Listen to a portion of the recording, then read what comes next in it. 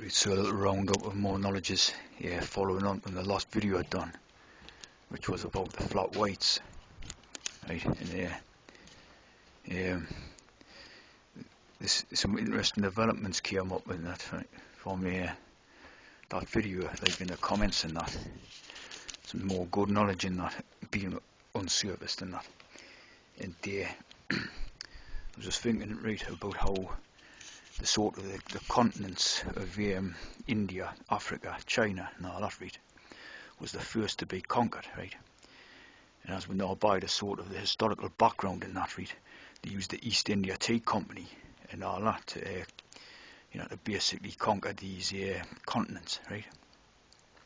So we can imagine that the sort of way they did it was not so much like a sort of armed siege type of thing, but very similar tactics to what they're using in the Western sort of countries now. See, so it's like in a very deceitful and sort of way, right?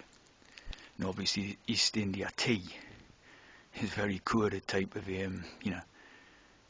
code in itself, right? So basically, and so they definitely got China and India through this way, right? And you could argue that the Africa is a bit different because it's more to do with gold and diamonds and all that. But these also are very Masonic ideas and that, gold and diamonds, tying in with the alchemical stuff and all that. You know what I mean? So they conquered these continents, right? These lands first of all, right? Before they sort of set their target on the Western nations, or Western continent, as they call it, right? Of course, East and West is basically, referring to the sort of two faces, the one looking forward and the one looking back type idea, right? Janus and all that, right? So, you could look at the whole strategy, right, used by these Masons, right? Let's just say we take for a start point, right? The Royal European houses, right, of Europe, right? So these are basically the brains behind the whole show type of thing, right? So it stems from there, right? So obviously you've got your sort of British royalty and your German royalty and your type of, all in between, see what I mean? But these seem to be the most prevalent type of houses, is the British and the sort of German houses, you know what I mean? So in the list of sort of the European aristocracy families and all that sort of, stemming from Germany and the surrounding areas, you know what I mean, is massive and all that, right? So basically looking at that as the brains of the sort of whole operation type of thing, right? So what you can look at is in terms of conquering, right? You can look at this as a very sort of long-winded, roundabout strategy what they used, right, to basically take over. Sort of, let's use an analogy, right, of a street, right, because you've got the house idea, right, obviously in this masonry, you've got the big house idea, right, so you can look at it as, say you've got a street, right, with 100 homes in it, right, and this brings back to the German language where you've got the word Heimat, right, Heimat, and Heimat basically is a term which describes like both the sort of house, the actual physical house, the bricks and mortar house, and also is used to refer to the family, right? So the word sort of, has dual application to sort of both ideas. It means the family, and it also means the sort of bricks and mortar house, right? So you've got use an analogy of a street. So you say you've got 100 homes, right, in a street, right, 100 families, right?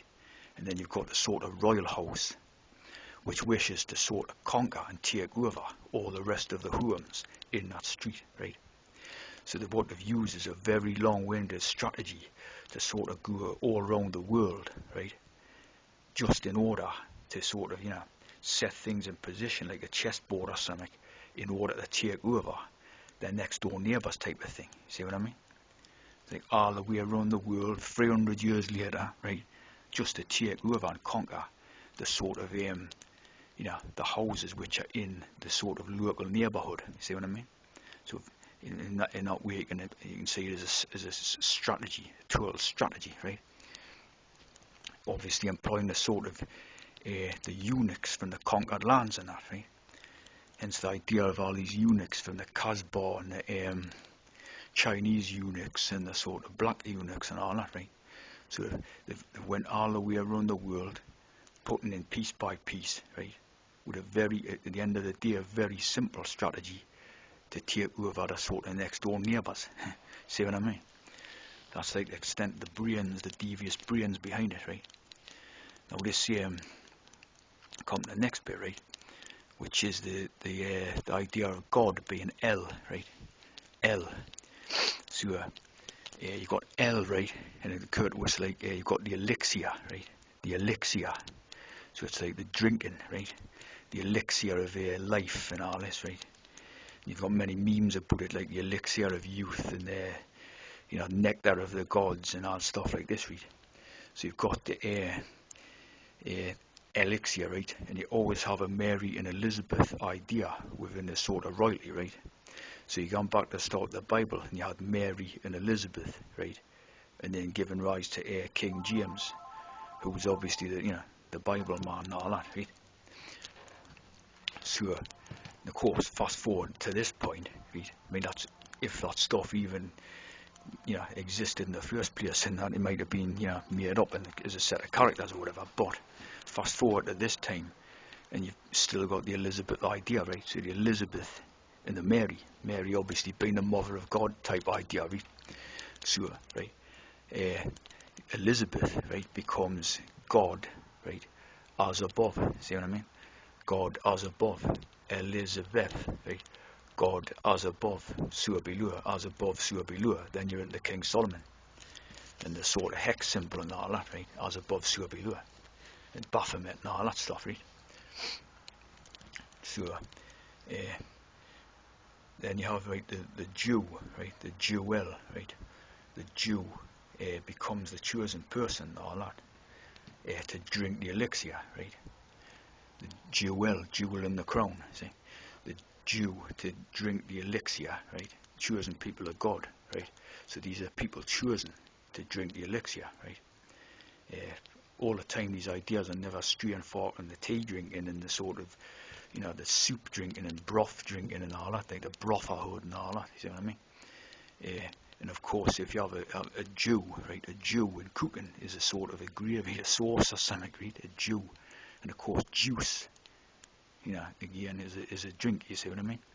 So these ideas sort of stay together, right? So you've got them as the drinkers, say the chosen people, are those specially selected to drink of the sort of, the elixir of life or whatever, right? To deal with God. So it's like God, right, gives the sort of drink to the mortal, right? To use Greek mythology, and then they become immortal when they drink of the elixir of life. See what I'm saying? So that's part one of this one. I'll do another part with more tie-ins later, like.